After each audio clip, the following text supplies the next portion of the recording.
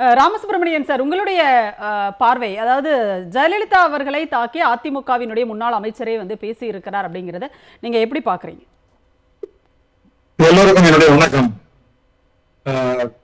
இது ரொம்ப ஷாக்கிங்கா இருக்கு. அதாவது நான் ஒன்றும் அண்ணா திராவிட முன்னேற்ற கழகத்தை சேர்ந்தவனும் ஒன்றும் கிடையாது. ஆனால் ஜெயலலிதா என்கின்ற ஆளுமையை பற்றி மிகுந்த மரியாதை உடையவன். அவங்க இன்னைக்கு இல்லை, 2016 இந்த உலகத்தை விட்டு மறைந்து விட்டார். இருந்தாலும் அவர்களை பற்றி ஒரு உயர்ந்த கருத்துக்கள்லாம் எனக்கு சில இஷ்யூஸ்ல உண்டு.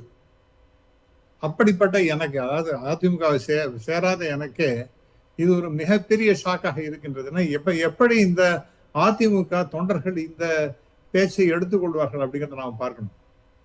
இது இன்னும் கேஷுவலா பேசியதாக இல்லை. அதாவது அடிமனதிலேருந்து அவர்களுடைய உள்ளக்கிடக்கை தான் வெளியில வந்திருக்கே அல்லாமல் ஏதோ ஒரு கேஷுவலா டிஎம்கே வளர்ந்து விட்டது, 14 வருஷம் அவர்கள் ஆட்சியில இருந்த, மத்திய ஆட்சியில இருந்தார்கள், அதற்கெல்லாம் காரணம் அந்த ஒரு ஓட்டு 1999 ஜெயலலிதா செய்த வரலாற்று பிழை அப்படிங்கிற மாதிரி புதிய வியாகியானம் கொடுக்குறாரு பாருங்க. இது அக்கிரமமா இருக்கு. அதாவது எந்த அளவுக்கு அந்த கட்சியுடைய தலைவர் கவுண்டர் அப்படின்னு பார்த்துருக்கீங்களா எம்ஜிஆர். இப்ப அந்த எம்ஜிஆரை பத்தி யாரும் பேசுறதே கிடையாது. இப்ப ஆட்சி எப்படி வரும்னா அம்மையார் ஆட்சியை கொண்டு வருவோம்னு பேசுறாங்க. என்ன இதுதான் அம்மையார் ஆட்சியா? எவ்வளவு கேவலமா பேசணும் அந்த அளவுக்கு அவங்க பேசி கொண்டிருக்கின்றார்கள். 2-3 வேடிக்கையான விஷயங்களா இருக்கு. ஒண்ணு, வளர்த்த கடா மார்புல பாயிருது அப்படிங்கிற மாதிரி இவர்களுக்கெல்லாம் அறிமுகம் செய்து ஒரு உலகத்திற்கே அல்லது தமிழ்நாட்டிற்கு காண்பித்து கொடுத்தவர் என்பவர் அம்மையார் ஜெயலலிதா அவர்கள். அந்த வளர்த்த கடா இன்னைக்கு மார்புல பாயிற மாதிரி அந்த அம்மையாரை இந்த மாதிரி கேவலமா பேசுவது என்பது யாராலையுமே ஏற்க முடியாது. நிச்சயமாக இது மிகப்பெரிய பிரளயத்தை அதிமுகவில் ஏற்படுத்தும் என்பதில் சந்தேகமே கிடையாது.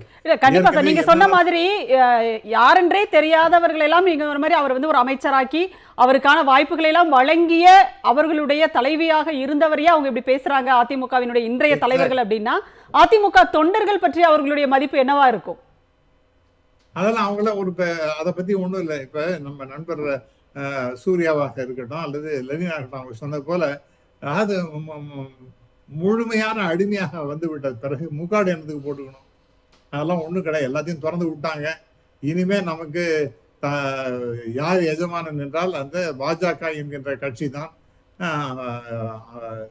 மோடிங்கிற தலைவர் தான், அமித்ஷா என்கின்ற தலைவர் தான், இவங்கள தான் தவிர அந்த அதிமுக என்பதையே மறந்து போயாச்சு அவங்களுக்கு. அதனால தன்னுடைய சொந்த கட்சியினுடைய தலைவர் யார் நம்ம எல்லாம் ஒரு மிக முக்கியமான அமைச்சராகவும் தலைவராகவும் வெளி உலகத்தை காண்பித்தனா அவங்களையே கேவலப்படுத்துவது போல இப்படி பேசியிருக்காரு என்பது நிச்சயமாக நான் முன்னாடி சொன்னது போல அதிமுகவில் ஒரு மிகப்பெரிய பிரளயத்தை ஏற்படுத்தும் என்று நான் கட்டாயமாக நம்புகிறேன்.